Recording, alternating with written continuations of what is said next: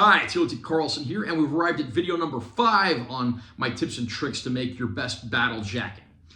And the purpose of this video is going to be sewing and placing patches, the actual process of making your battle jacket and bringing it all together.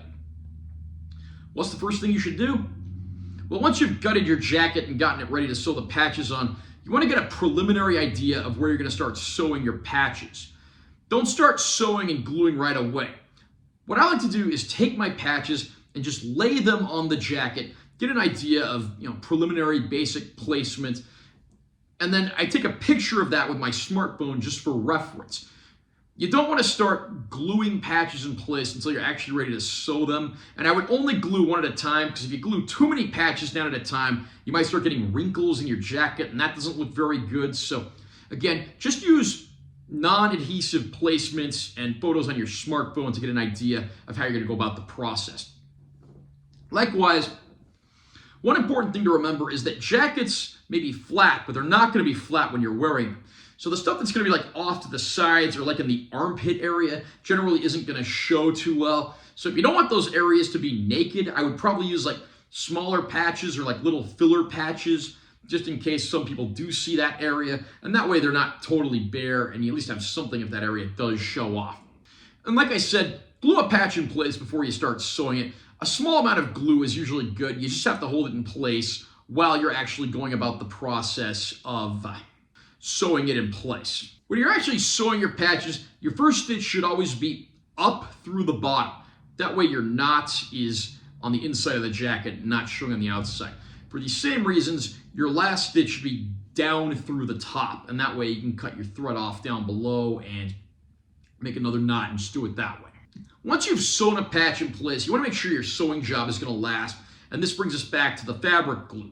What I like to do is, on the front of my jacket, lift up the outer flaps of the jacket and stick a little dab of glue around there. That helps to keep that in place. And then I'll turn my jacket inside out and I'll actually put glue on the stitches on the back. Things like this help to keep it in place, and it's an all-around great idea just to ensure those stitches last for years. Likewise, don't be afraid to move your jacket around when you're making it. You're going to have to sew from some unusual angles to get some of the patches on, so don't be afraid to move the jacket around, sit on a different surface, put it on the floor, put it on a table, whatever you think works best to get that patch in that spot. The best way to do the sewing process, of course, is to make as many stitches as possible, as close together as possible. This makes for some pretty strong stitching, and again, it'll help ensure that it's a job that lasts for years. I would stick to hand sewing. I know a lot of people like using sewing machines, but again, you're going to have some unusual shape patches, and you're also going to have the issue of having to sew from some very unusual angles to get the patches where you want them to be. So it really does make more sense to simply sew everything by hand. And you should just repeat this process all around until your jacket is finally filled up with all your patches. And with each of these videos, as usual, I'm showing off one of the jackets that I've made.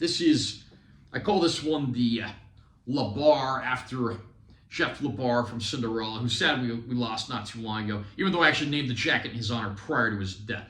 This jacket's primarily geared around like the 80s hair and glam hard rock band, so I got the nice big Cinderella patch there. And you got popular groups like Bon Jovi and Slaughter, but you also got slightly deeper fare like Kingdom Come and Firehouse. Interesting story too, this junkyard patch was actually given to me by David Roach, their lead singer. He ripped it off his own jacket and gave it to me when I said I was planning on making more jackets and putting one of their patches on it. And here's the front, so again, nice mix of popular and slightly more obscure bands. You got everything from Cinderella to Hanoi Rocks, from Warrant to Vain. As you can see, I certainly spared no expense on this one, and it's one of my favorites. And that about does it for sewing patches on your jacket and what it takes to get it where you want it to be. We're going to continue with one more video. It will be the last in the series, and we're going to talk about finishing touches. See you then.